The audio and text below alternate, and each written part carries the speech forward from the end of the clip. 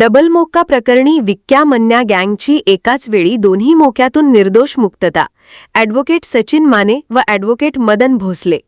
सन 2019 साली गणपती विसर्जन मिरवणुकीच्या मध्यरात्री 1:15च्या सुमारास फिर्यादी व त्याचे मित्र गणपती विसर्जन करून जुना स्टँड येथे चहा टपरीवर चहा पिण्यासाठी थांबले असताना आरोपी हे चारचाकी वाहनातून येऊन फिर्यादी यास चाकूचा धाक दाखवून लाथाबुक्क्यांनी जबर मारहाण व अपहरण करून अलायन्स हॉस्पिटल मागील शेतामध्ये नेऊन त्याच्या गळ्याला चाकूचा धाक दाखवून 5 लाख रुपयांची खंडणीची मागणी करून जीवे ठार मारण्याची धमकी तसेच त्याच्या फोनवरून इतर घरातील व्यक्तींना आत्ताच्या आत्ता खंडणीची रक्कम आणून द्या नाहीतर याला जिवंत सोडणार नाही अशी धमकी देऊन फिर्यादीकडून रक्कम ₹50,000 तसेच त्याच्या हातातील सोन्याची अंगठी व इतर साहित्य काढून घेतल्याप्रकरणी शिवाजीनगर पोलीस ठाणे येथे आरोपी विक्या उर्फ विकास खंडेलवाल, मनीष उर्फ मन्या नागोरी, हर्षवर्धन घोरपडे, अरुण कोळी, मॅडी उर्फ मंदार घोरपडे यांच्याविरुद्ध गुन्हा नोंद करण्यात आला. सदरची विक्या मन्या टोळीविरुद्ध कोल्हापूर जिल्ह्यातील वेगवेगळ्या पोलीस ठाण्यांमध्ये खून,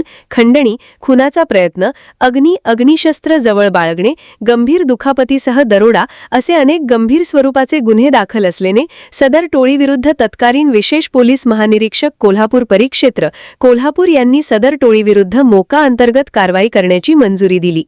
तसेच पोलीस महासंचालक महाराष्ट्र राज्य यांनी सुद्धा मोका अंतर्गत दोषारोप पत्र दाखल करण्यासाठी मंजुरी दिली होती.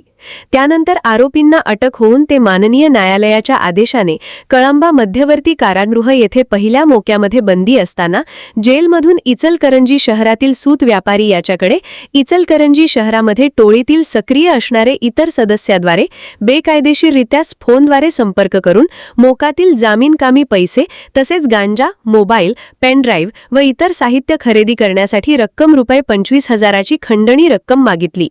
तसेच सदरची खंडणी रक्कम न दिल्यास इचलकरंजीतील तुझा व्यवसाय बंद करू, तुला जिवंत सोडणार नाही अशी धमकी देऊन पुन्हा दहशत निर्माण करून फिर्यादीकडून खंडणीची रक्कम वसूल करून त्या पैशातून कळंबा मध्यवर्ती कारागृह येथे टोळीतील इतर गुन्हेगारांनी बेकायदेशीररित्या गांजा, मोबाईल फोन, पेनड्राईव्ह, चार्जिंग साहित्य, सिम कार्ड, कारागृहाच्या संरक्षणेस धोका निर्माण केल्याप्रकरणी सन 2021 मध्ये दुसरा गुन्हा विक्या मन्या टोळीतील आरोपी विक्या उर्फ विकास खंडेलवाल, भीमा उर्फ भीष्मा चव्हाण, मनीष नागोरी, शकील गवंडी व इतर आरोपींविरुद्ध शिवाजीनगर पोलीस ठाणे येथे दुसरा गुन्हा नोंद करण्यात आला होता.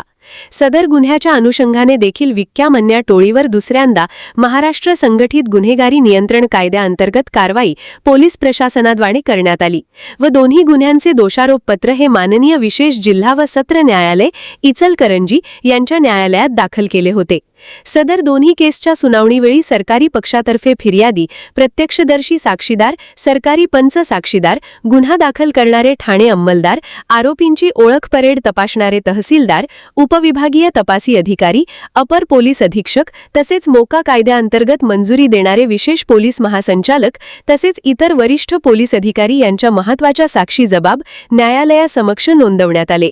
तसेच सदर केसमध्ये विक्या मन्या टोळीविरुद्ध अनेक गुन्हे नोंद असल्याने सरकारी पक्षाने जोरदार युक्तिवाद करून माननीय सर्वोच्च न्यायालय यांच्या न्यायनिवाड्या आधारे सदरच्या मोका अंतर्गत कारवाईमध्ये आरोपींनी जिल्हा पोलीस अधीक्षक यांच्यासमोर गुन्हा केल्याची कबुली जबाब दिली असल्याने आरोपीविरुद्ध सबळ पुरावा असून त्यांना कठोर शिक्षा देण्यात यावी अशी मागणी केली. परंतु फिर्यादी व साक्षीदारांच्या जबाबांमधील असलेली विसंगती तसेच तपासी अधिकारी यांच्या तपासातील त्रुटी, मोका अंतर्गत केलेली कारवाई चुकीची असल्याचा, त्याचबरोबर आरोपींनी गुन्ह्यातून स्थावर अथवा जंगम मालमत्ता मिळवली नसल्याबाबत व त्याच्या पुष्टीकरणासाठी माननीय उच्च न्यायालय व माननीय सर्वोच्च न्यायालयाचे दाखले देऊन आरोपींचे वतीने न्यायालयात सक्षमपणे युक्तिवाद केला. तसेच सदरचे साक्ष पुरावे, तपासातील त्रुटी व आरोपी यांचे वकिलांचा युक्तिवाद ग्राह्य मानून इचलकरंजी येथील माननीय विशेष मोका न्यायालय इचलकरंजी यांनी सबळ पुराव्याअभावी विक्या मन्या टोळीतील सर्व आरोपींची डबल मोका प्रकरणातून दोन्ही गुन्ह्यांमधून एकाच वेळी निर्दोष मुक्तता केली. या सर्व आरोपींच्या वतीने विधिज्ञ ॲडव्होकेट सचिन माने व ॲडव्होकेट मदन भोसले यांनी काम पाहिले. तर पश्चिम महाराष्ट्रात पहिल्यांदाच डबल मोका प्रकरणातील सर्व आरोपींची एकाच वेळी निर्दोष मुक्तता होण्याची ही पहिलीच वेळ असल्याने सदर प्रकरणाचा संपूर्ण राज्यात चर्चेचा विषय झाला आहे. सबस्क्राइब करा आणि